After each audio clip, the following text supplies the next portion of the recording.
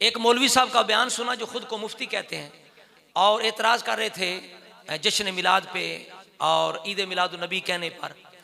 हैरत होती है ये लोग अपने आप को मुफ्ती भी कहते हैं, आलम भी, लेकिन ऐसे जहल होते हैं। जैसे अल्लाह ने फरमाया कि अल्लाह ने उसे इल्म के बावजूद गुमराह कर दिया, तो बाज़ मौलवी इल्म के बावजूद गुमराह होते हैं। असल में ईमान नाम है मोहब्बत रसूल का। जब दिल में मोहब्बत रसूल ना हो उस वक़्त ना कुरान की समझ आती है ना हदीस की समझ आती है।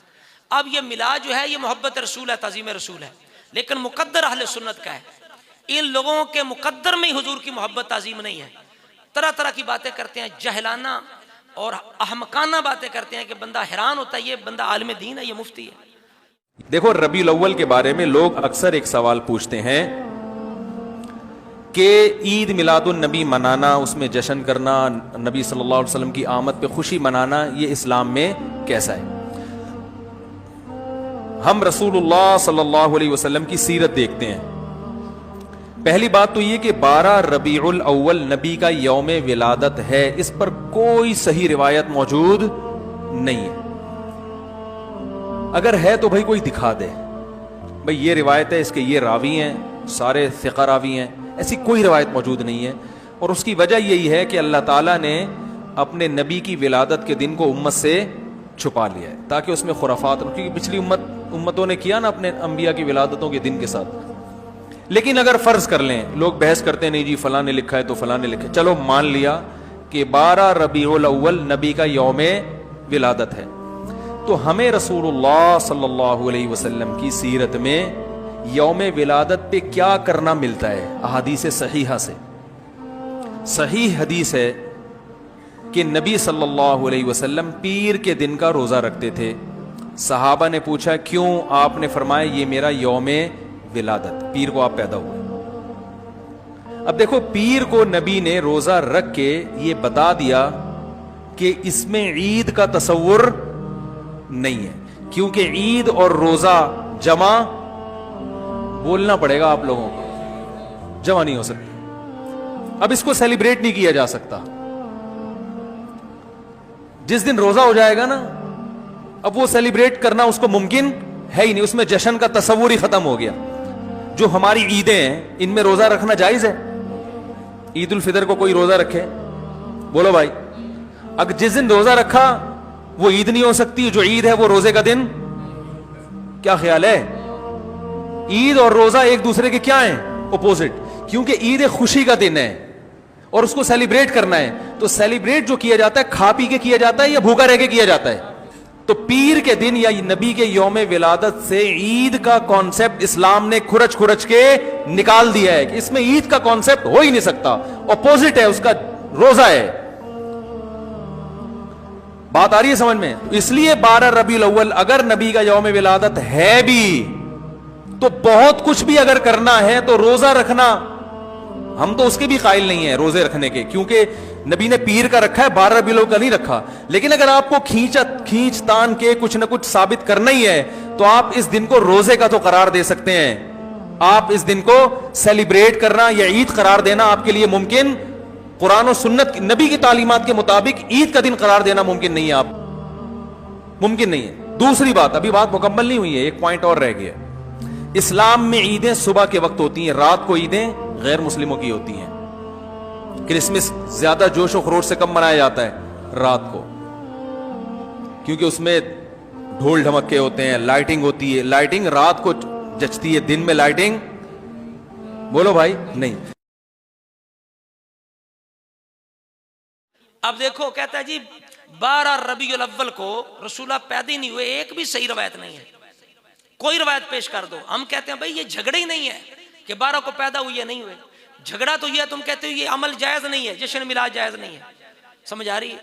तो जब झगड़े ये है तो फिर ये कहना जी 12 को पैदा नहीं हुए, अगर ये झगड़ा नहीं जश्न मिलाद का, वो झगड़ा है तो ठीक है, तुम जिस दिन को मोतबर समझते हो उस दिन जश्न मिलाद कर लिया करो।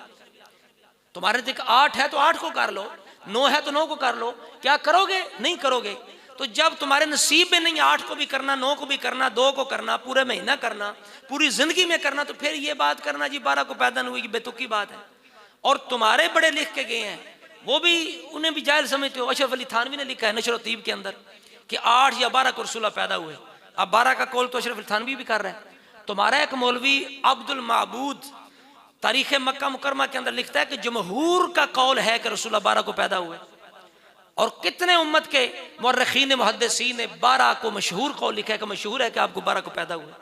अगर तुम्हारी ये ख्वाहिश है कि सही रवायत दिखा दे तो हम इमाम अहमद रजा के गुलाम तुम्हें सही रवायत भी दिखाते हैं, लेकिन तुम मानोगे फिर भी नहीं, और क़यामत तक तुम और तुम्हारी नस्लें यही राग अलापते रहोगे कि जी 12 को पैदा नहीं हुए, 12 को पैदा नहीं हुए, 12 को पैदा नहीं हुए। सुनो, इमाम जोज़कानी जो 543 हिजरी में पैदा हुए, अल हाफिज अबू अब्दुल्ला हुसैन बिन इब्राहिम अल जोज़कानी अल हमजानी, आपने अल अबातील वल मनाकीर व सिहा वल मशहीर के अंदर सफ़ा नंबर 73 पर यह रवायत नकल की है।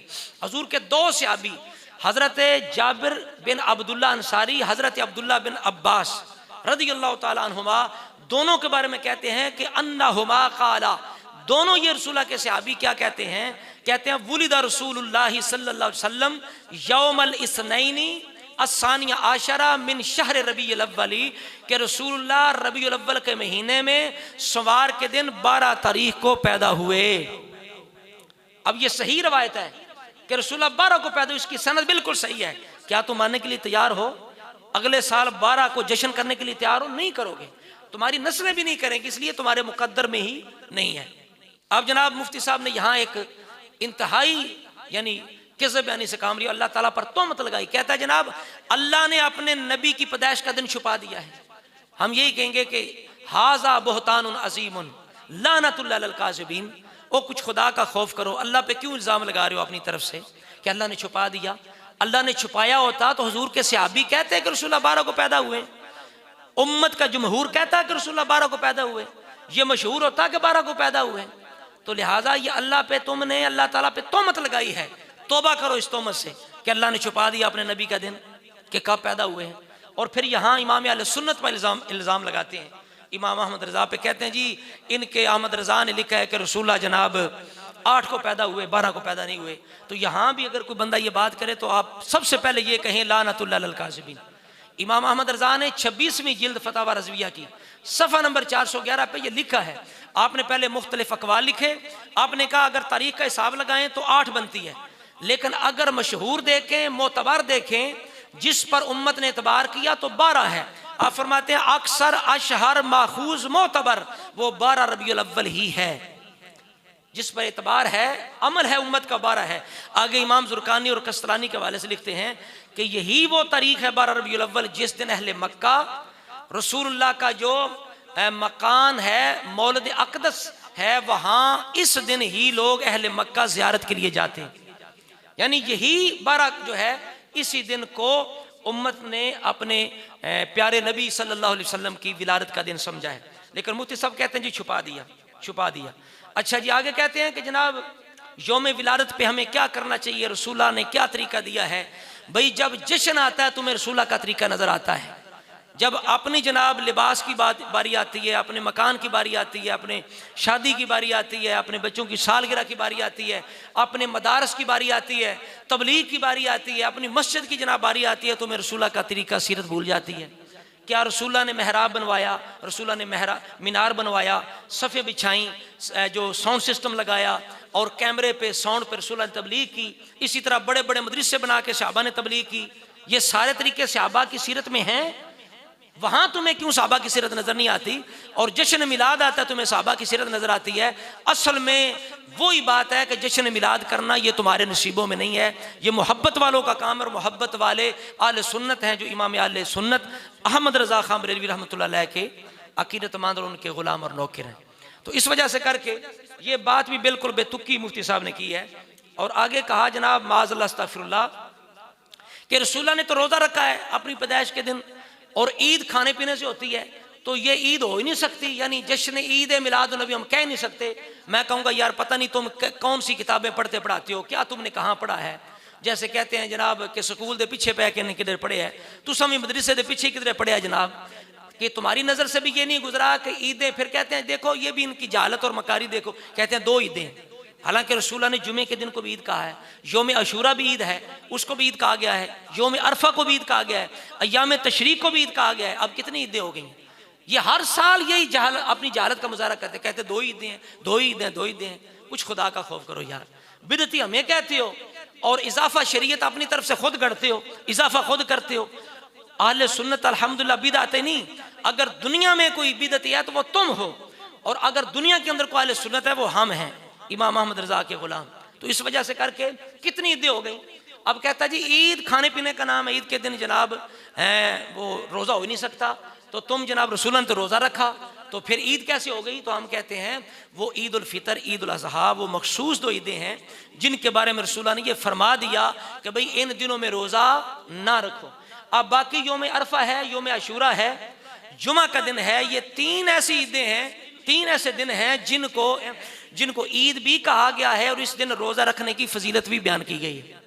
योम आशूरा ईद का भी दिन कहा गया और उस दिन रोज़े की फजीलत भी, योम अरफा ईद का भी दिन कहा गया और उस दिन रोज़ा रखने की फजीलत भी, जुमा ईद का दिन भी कहा गया और रोज़ा रखने की फजीलत बयान की गई। अब ये मुफ्ती होके क्या कहता है, जब ईद हो रोज़ा हो, फिर देखो इसकी मक्कारी कहाँ तक ये लफ्ज़ बोलता है।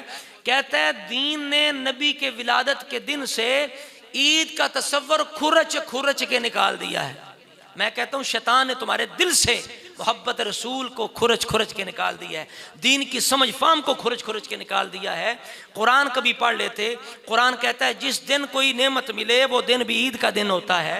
ईसा अलैहिस्सलाम ने कहा या अल्लाह मायदा हमें अता फरमा तकूनु लना ईदन लिअव्वलिना व आखिरिना, ताकि हमारे पहलों और पिछलों के लिए ईद का दिन बन जाए। ये तो कुरान सिखा रहा है कि रब की नेमत मिले वो ईद का दिन होता है। अब मुस्तफ़ा करीम से बड़ी कौन सी नेमत है। अगर दस्तन खान आए तो ईद का दिन हो सकता है। ये कुरान की तालीमात है, उम्मत क़यामत तक के लिए है। ये सिर्फ ईसा अलैहिस्सलाम के दौर तक नहीं, कुरान क़यामत तक के लिए हदायत है। हर आयत क़यामत तक के लिए, हत्ता कि उसको शरीयत खुद हुजूर रसूलुल्लाह मखसूस ना करे या मनसूख ना करें, तो ये आयत ना मखसूस है ना मनसूख है। लिहाजा क़यामत तक के लिए हदायत है कि रब की नेमत वाला दिन जो है, नज़ूल नेमत का दिन, वो भी ईद का दिन होता है। अब देखें अहले लुगत को देख लें, अहले लुगत क्या लिखते हैं। कहते हैं अल ईद, ईद क्या है, कुल्लु यौमिन फीही मसर्रतुन, हर वो दिन जो खुशी वाला दिन है वो ईद का दिन है।